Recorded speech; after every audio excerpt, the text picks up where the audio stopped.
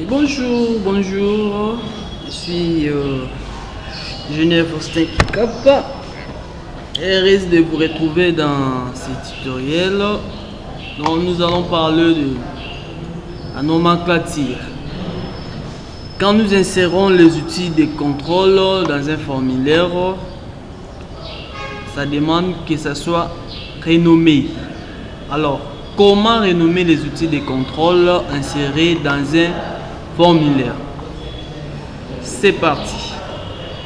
Nous avons notre formulaire de la vidéo précédente. Ce formulaire a quelques outils de contrôle.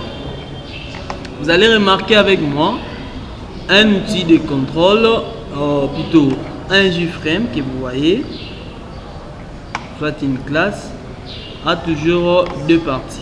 Nous avons la partie design et la partie source.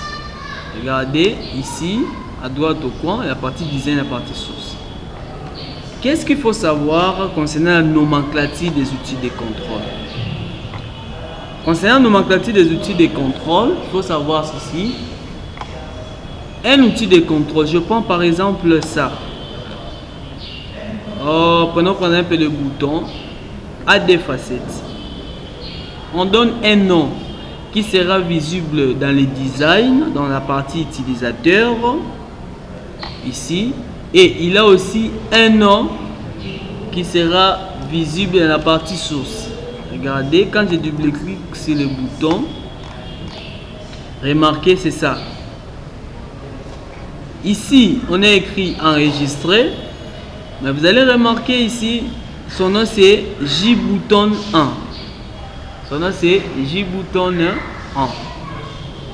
Qu'est-ce qu'il faut faire et comment il faut renommer les outils de contrôle? Nous avons notre formulaire ici.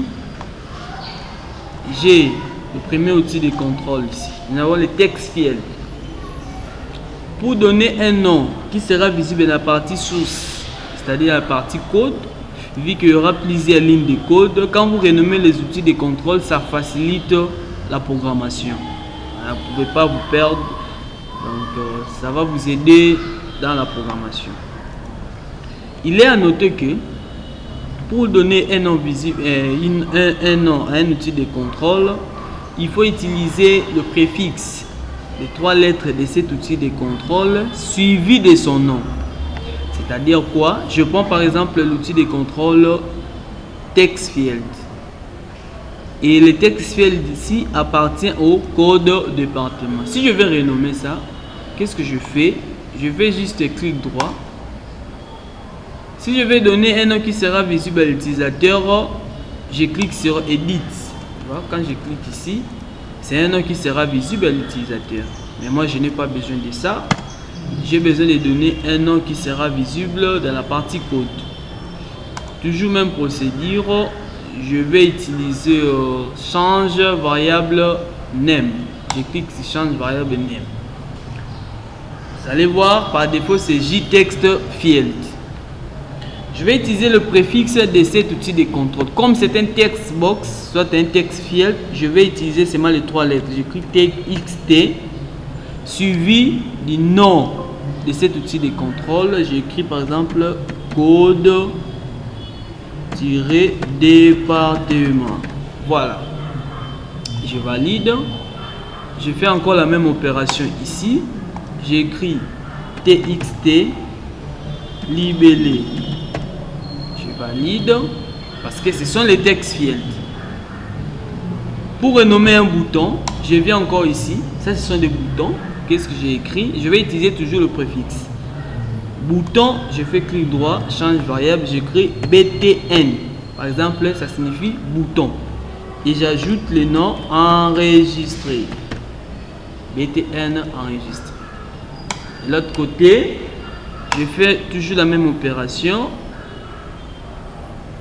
Clic droit, BTN, blabla, modifier. Ok, je vais encore là. Même opération, BTN, supprimer. Et de l'autre côté, je fermer opération, BT1 annulé. Voilà, ce n'est pas fini. Notre formulaire porte un tableau. Nous avons dit ça sert à afficher les informations de la base de données.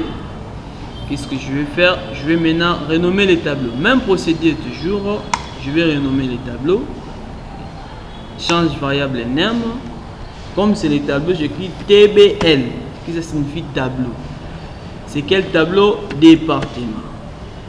C'est très important de renommer les outils de contrôle. Parce que lorsque vous aurez plusieurs lignes de code, si les outils de contrôle sont bien renommés, vous aurez la facilité même de programmer.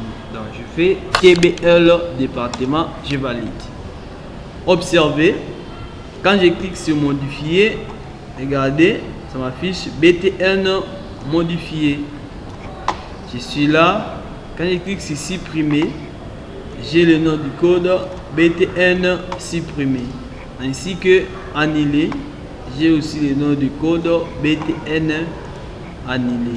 Également avec les tableaux,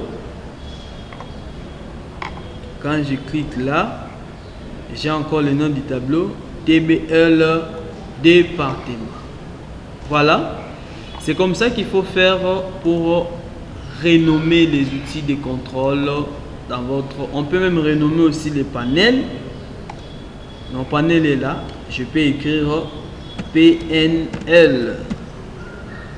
Panel, c'est quel panel? Département. Département. Panel département. Voilà. Quand je regarde ici pour voir ça, je peux regarder ici à droite. Là, on est qu'un navigateur.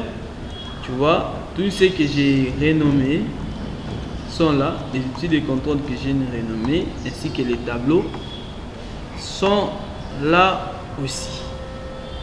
Voilà comment on peut faire pour effectuer la nomenclature des outils de contrôle. Parce que si les outils de contrôle sont bien renommés, vous aurez la facilité de programmer. Merci beaucoup.